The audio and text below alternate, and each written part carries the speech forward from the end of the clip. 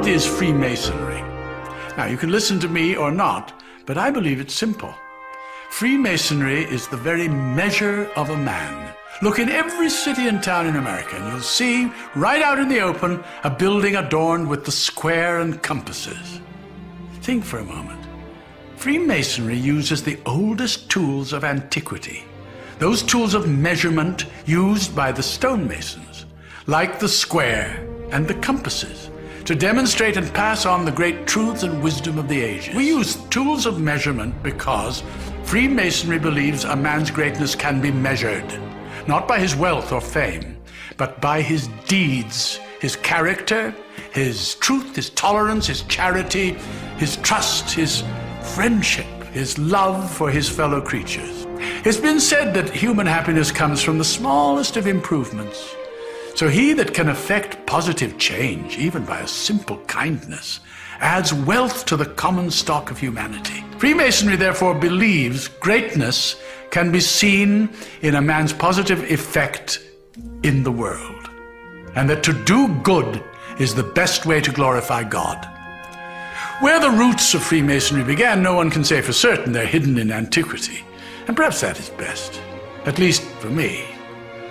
I became a Freemason in the Age of Enlightenment, a time much like you now live, a time of great light, where science had changed the way we live. I only wish that the moral sciences could do the same, because it seems to me that the great religions of the world all provide a moral compass to their faithful. And while each man must wrestle in private with his personal relationship with God, Freemasonry offers an ecumenical brotherhood, a fraternity composed of men of all religions, founded on the practice of the great moral and social virtues. And that's why you see on our symbol the letter G.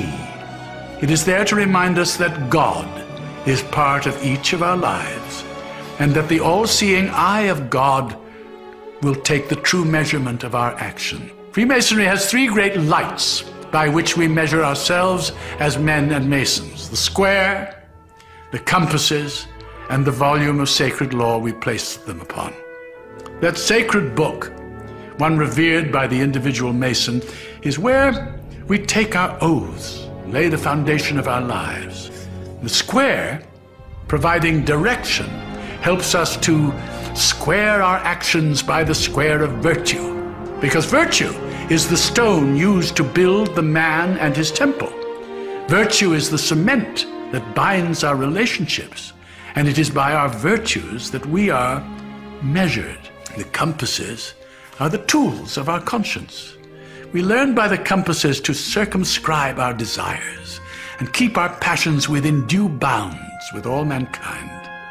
The compasses create a circle, the precise circumference required to keep tradition and revelation, principle and creativity in balance. Now, as to the great secret of Freemasonry, it is actually found in the unconscious of each person. It is discovered by each individual for himself, Mason or not, as he comes to know himself and finds the road that takes him to his city. Because the real secret of Freemasonry is finding out who you are. The Mason square doth clear the air of folly and deception. The rule is straight, the angle clear, for greatness has direction. By the compasses abide the points within so far and wide. No pleasure sway nor profit tempt these bounds of Mason pride. Greatness, what your virtues are, good deeds practiced wide and far. And that secret of Masonic love is learning who you really are. For the great book knows what man can't hide, a life that's measured from inside. And on that book, that oath we took, and we will break it never, but stand by this, and this, and this, forever and forever.